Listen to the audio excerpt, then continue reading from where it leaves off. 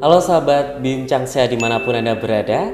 Senang sekali pada hari ini Bincang Sehat kembali hadir untuk menemani Anda semua.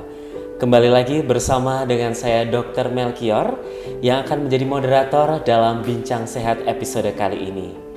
Pada episode Bincang Sehat kali ini kita memiliki tema yang spesial, di mana pada tanggal 10 Oktober kita semua merayakan Hari Kesehatan Mental Sedunia. Dan seperti kita ketahui sahabat Bincang Sehat, bahwa isu kesehatan mental saat ini dekat dengan kita dan cukup hangat diperbincangkan baik dalam kita sehari-hari maupun dalam bermedia sosial. Dan isu mengenai kesehatan mental tidak hanya pada usia dewasa, tetapi juga remaja kerap kaitannya dengan isu kesehatan mental. Hari ini saya tidak sendiri, saya sudah ditemani oleh narasumber kita. Beliau adalah dokter spesialis kedokteran jiwa RSC Dr. Sujono Magelang, Dr. Diah Murni Hastuti, spesialis kedokteran jiwa, Magister Kesehatan. Selamat datang dokter, apa kabar? Sehat dokter? Terima kasih, alhamdulillah sehat mas. Baik, sehat dokter. Baik dokter, hari ini pada tanggal 10 Oktober kita bersama memperingati Hari Kesehatan Mental Sedunia tahun 2024. Mungkin bisa dijelaskan dokter kepada seluruh sahabat Bincang Sehat apa tema dan makna Hari Kesehatan Mental Sedunia tahun ini? Oke, saya coba jelaskan mas ya. Jadi Federasi Kesehatan Mental Dunia ya itu menetapkan bahwa pada setiap tanggal 10 Oktober diperingati sebagai Hari Kesehatan Mental Sedunia ya. Setiap tahun mempunyai tema yang berbeda-beda. Nah, pada tahun sekarang ini, tahun 2024, tema yang diambil adalah kesehatan mental di tempat kerja, mental health in workplace, gitu ya. Jadi memang ada tujuannya ya, bahwa kenapa ditetapkan tema tersebut ya. Seperti kita tahu bahwa sebagian besar penduduk Indonesia ya, itu 60 sekian persen itu masuk dalam kategori produktif, dalam artian dia pada fase bekerja ya. Kemudian sebagian besar waktu mereka itu lebih banyak di pekerjaan, sehingga bagaimana kondisi tempat kerja yang memiliki syarat kesehatan mental yang bagus itu akan sangat berperan pada kehidupan seseorang. Kira-kira begitu. Baik dokter, berarti untuk tahun ini kita mengangkat tema mengenai kesehatan mental di lingkungan kerja ya dokter ya. Dan tentunya mengenai kondisi dari lingkungan kerja sendiri sangat berpengaruh untuk kesehatan mental dari para pegawainya ya dokter. Kemudian situasi apa saja dokter kira-kira yang bisa menyebabkan adanya gangguan kesehatan mental di lingkungan kerja itu sendiri? Ya, ada banyak hal ya, banyak hal yang berpengaruh pada kesehatan mental seseorang sehubungan dengan kerjanya. Yang pertama yang seringkali itu adalah masalah gaji, pembayaran, kemudian beban kerja, ya, kemudian situasi manajer yang tidak bagus, dalam artian pimpinan tidak memberikan apresiasi yang cukup atas prestasi seseorang misalnya, gitu ya. Kemudian adalah bagaimana relasi antar pekerja, yang itu sangat berpengaruh pada kesehatan mental seseorang. Satu lagi adalah adanya satu tuntutan kerja yang tidak rasional. Ini akan membebani seseorang ya dalam jangka waktu yang panjang. Apabila itu terjadi terus, maka akan terjadi gangguan mental pada orang tersebut, gitu ya. Overtime dalam pekerjaan ya. Harus diingat juga ya bahwa bekerja di sini itu tidak selalu harus pada satu institusi, satu perusahaan, tidak. Kan sekarang banyak bidang pekerjaan yang mandiri, ya. Misalnya jadi editor video. Saya lihat pasien-pasiennya banyak seperti itu ya. Dan mereka tidak mengatur pekerjaannya, gitu. Karena kan saya kan ngatur sendiri pekerjaan saya, tapi dengan pengaturan yang salah, overtime seperti itu. Dia menganggap bahwa pekerjaan itu ya yang kerja di kantoran jam 7 sampai jam 5 gitu ya. Mereka lupa bahwa setiap pekerjaan itu juga tetap harus ada pengaturan jam kerjanya, seperti itu. Baik, jadi tidak hanya mengenai relasi dengan pimpinan, tetapi dengan relasi dengan sesama rekan kerja pun juga memiliki pengaruh. Begitu juga dengan mengenai gangguan kesehatan mental itu tidak hanya terjadi di lingkungan kantor untuk yang bekerja di kantoran dokter ya. Berarti ada juga untuk mereka yang bekerja secara mandiri, mungkin pengaturan diri sendiri juga yang salah bisa menyebabkan gangguan mental ya dokter. Kemudian bagaimana dokter cara kita mengenali apakah kita ini memiliki gangguan kesehatan mental dokter? Jadi setiap orang kan punya kemampuan untuk mengatasi stres-stres kecil dalam kehidupannya, gitu ya. Nah, pada saat kita menghadapi stres kecil itu sifatnya positif, ya. Itu justru membuat kita menjadi berkreatif, ya. Kita menjadi mengembangkan kemampuan kita. Ya. Tapi kalau stresnya terus dalam jangka panjang, akhirnya jadilah gangguan, gitu ya. Artinya masuk ke burnout, ya. Bagaimana kondisi psikologi seorang itu sudah sangat mencapai puncak kemampuannya untuk mempertahankan mental yang sehat dalam dirinya, gitu ya. Tanda-tandanya apa sih kalau orang sudah mengalami suatu gangguan, gitu ya? Sebetulnya ada satu checklist ya, checklist SRQ gitu ya, namanya SRQ 24 itu yang bisa untuk self assessment. Tapi ini tidak untuk diagnosis ya, hanya untuk self assessment. Apakah saya mengalami gangguan itu? Salah satu pertanyaannya apakah saya sering sakit kepala, sering nggak bisa tidur, sering berdebar-debar dan sebagainya. Jadi salah satu yang yang dikenali ada dari keluhan fisik, ya, nggak bisa tidur, was-was tidak jelas, sedih tidak jelas, ya, perasaan tidak nyaman, kemudian sering pusing, lambungnya nggak enak dan sebagainya, gitu ya. Kemudian yang kedua adalah dari pola bekerjanya. Saya tidak bisa lagi mengembangkan kemampuan saya di tempat tersebut. Kemudian sering ganti-ganti pekerjaan. Nah, mungkin itu salah satu atau salah banyak dari tanda-tanda kelelahan karena pekerjaan. Kesehatan mental di lingkungan kerja ya dokter ya. Betul. Baik, ketika tadi sudah disampaikan mengenai waktu bekerja itu sangat berpengaruh ya dokter ya. Ada istilah mungkin kita mengenal dalam dunia media sosial sekarang, istilah burnout seperti yang sudah disampaikan oleh dokter. Dan selain burnout biasanya kita juga mengalami insecure dokter. Sekarang banyak ini sekali kata-kata insecure yang keluar dari netizen-netizen di media sosial. Insecure seperti mungkin kita rasa kurang percaya diri dengan apa yang sudah kita capai. Mungkin kita merasa bahwa rekan kerja kita ini memiliki prestasi yang lebih daripada kita. Menurut dokter, bagaimana pendapat dokter mengenai burnout dari kelelahan mental dalam bekerja dan juga rasa insecure dalam bekerja, dokter? Ya tadi ya, jadi burnout itu kan salah satu istilah yang dipakai dalam dunia psikologis ya, bahwa itu menggambarkan satu kondisi mental seseorang yang mengalami tekanan secara berkepanjangan, gitu ya. Jadi kalau tekanan kecil itu bagus, dia sifatnya mengembangkan diri ya, bagus. Tapi kalau dalam jangka waktu yang terus lama, ya akhirnya menjadi satu distress, satu tekanan yang berat untuk dia. Jadi gitu ya. Jadi tanda-tanda dari burnout itu adalah dari fisik ya, dari mental, kemudian dari kapasitas kerjanya dia. Orang tidak lagi mampu mengaktualisasikan kemampuannya secara optimal. Dia tuh dulunya tuh kreatif sekali loh, seperti itu, tapi sekarang kok enggak, gitu ya. Dia tuh dulunya rajin sekali, sekarang sering nggak masuk. Dulunya tuh dia sehat, sekarang dia sering sakit, nah seperti itu, gitu ya. Kemudian juga dari emosionalnya, dia tidak lagi orang yang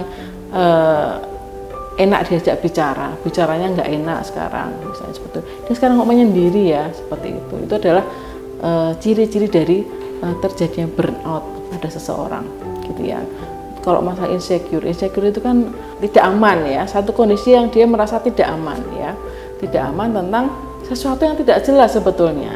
Mungkin kalau dilihat-lihat dia kurang apa sih, pekerjaannya bagus, keluarganya bagus, ekonomi bagus ya, tapi kok dia tidak merasa cukup dengan itu, gitu ya.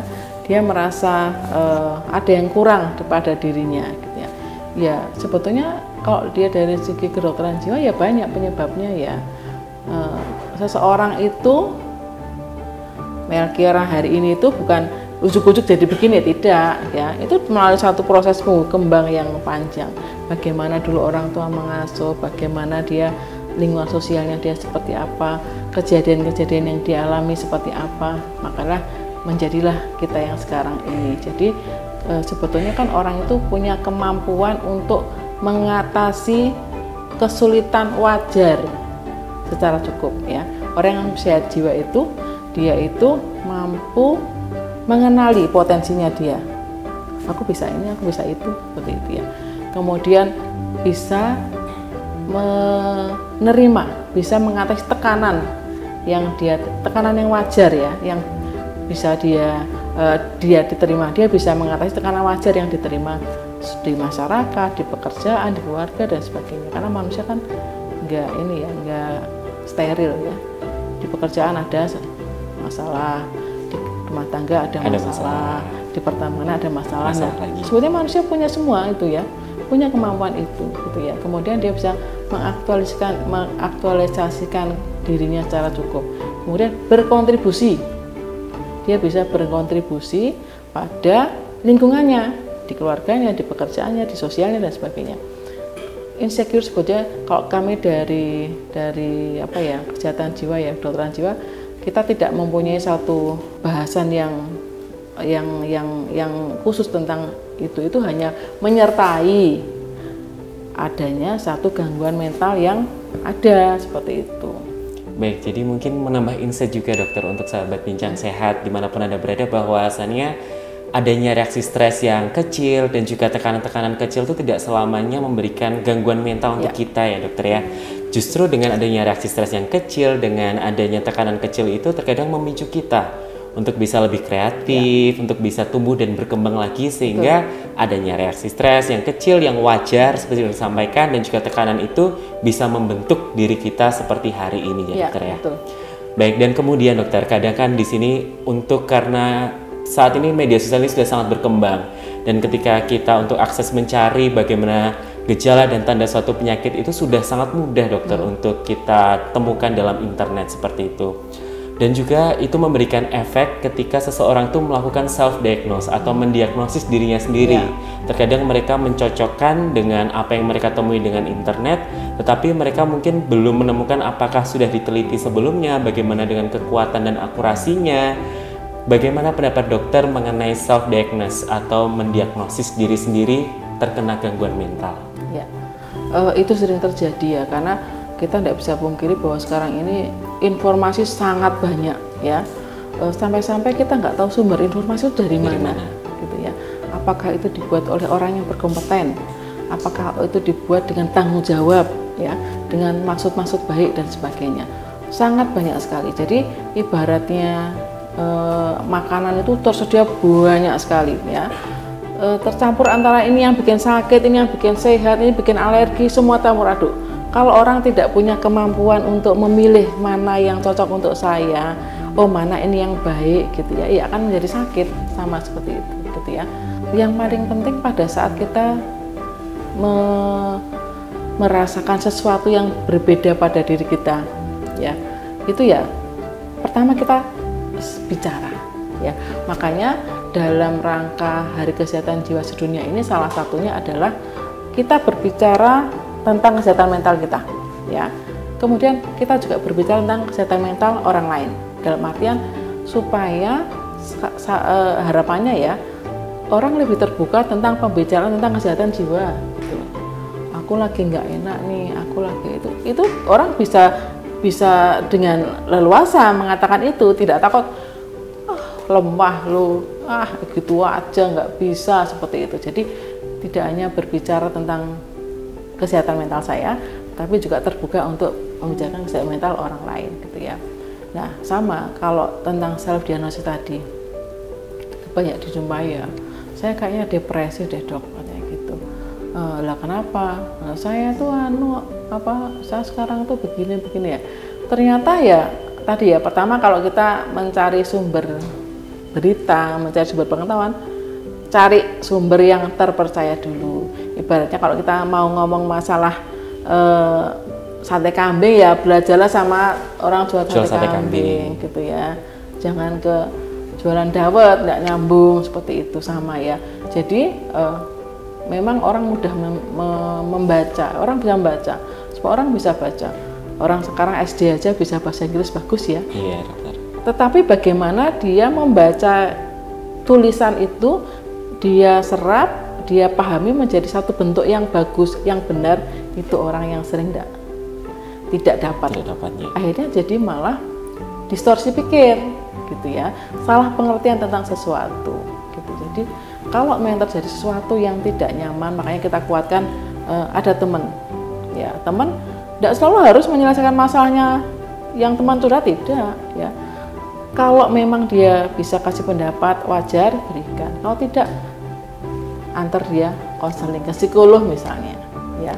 Psikolog kan mengasesmen ya, ini hanya variasi-variasi atau oh ini kayaknya udah disorder deh, ini harus ya gitu. Jadi tidak semuanya harus selesai dalam satu sesi, dalam satu orang dan sebagainya gitu ya. Jadi self diagnosis itu bahaya karena justru membuat orang itu tidak melanjutkan proses yang harusnya dia lakukan seperti itu.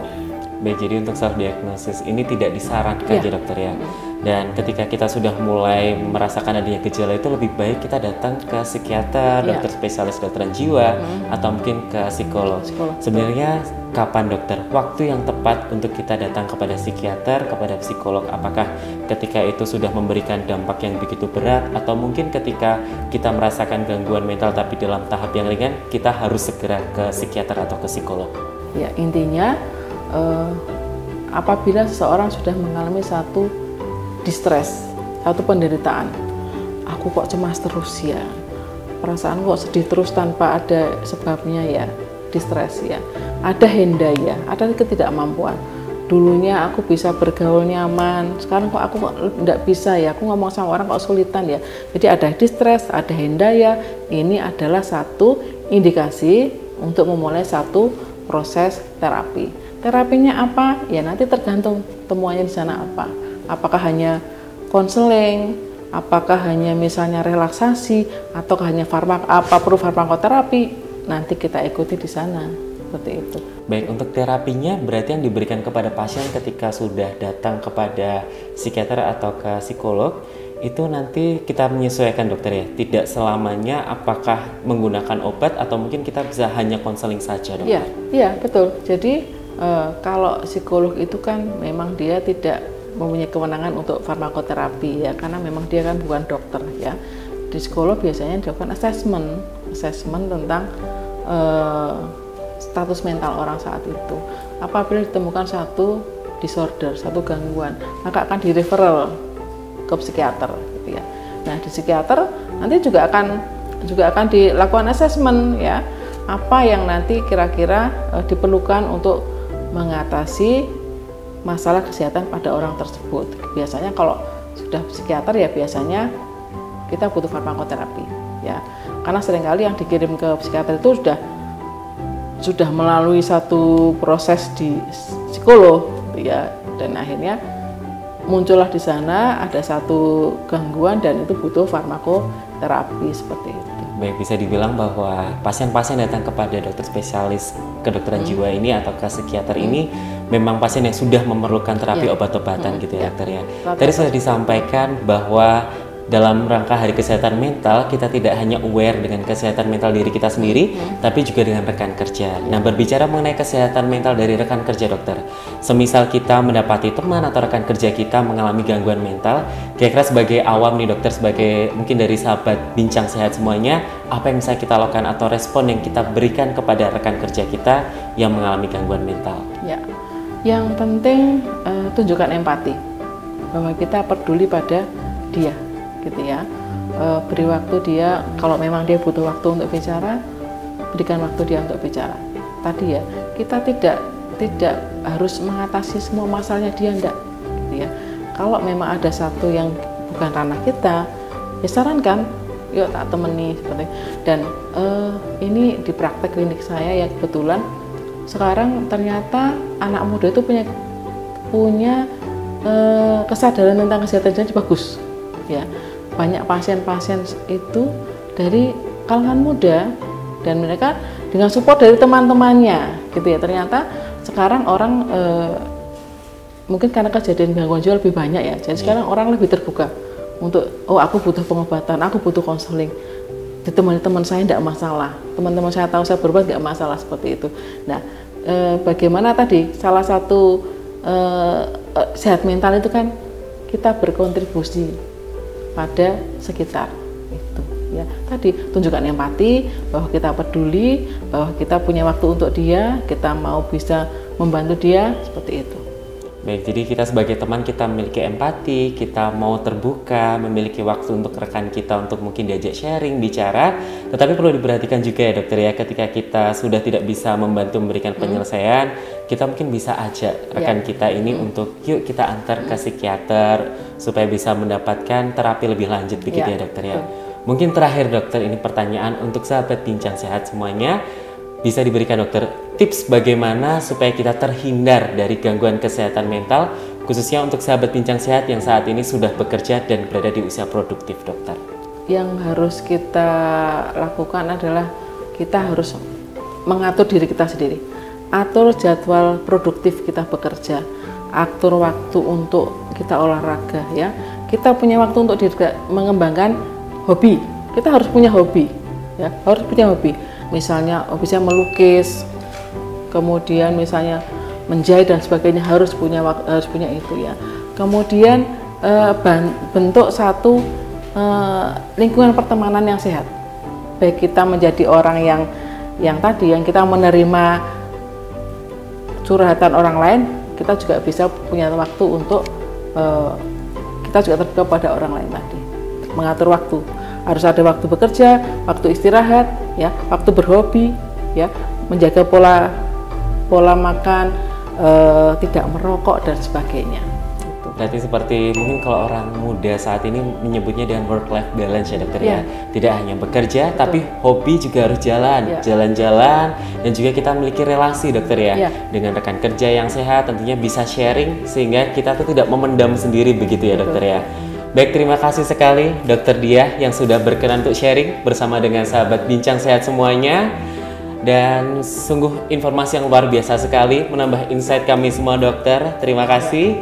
Dan untuk sahabat Bincang Sehat dimanapun Anda berada, terima kasih telah bersama kami menyaksikan episode Bincang Sehat Hari Kesehatan Mental Sedunia tahun 2024 bersama dengan saya Dr. Melkior dan narasumber kita hari ini Dr.